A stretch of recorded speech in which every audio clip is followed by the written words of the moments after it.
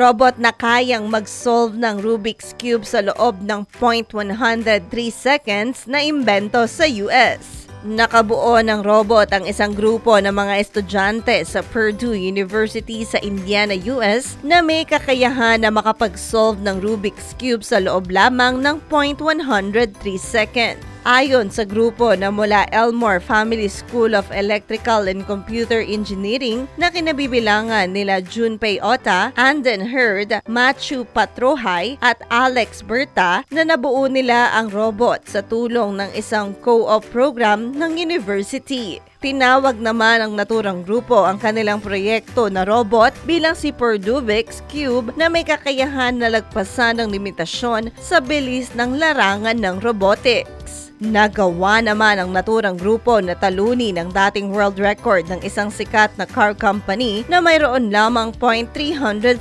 seconds. Hi! Ito po si DJ Claire ng Radyo Natin Nationwide.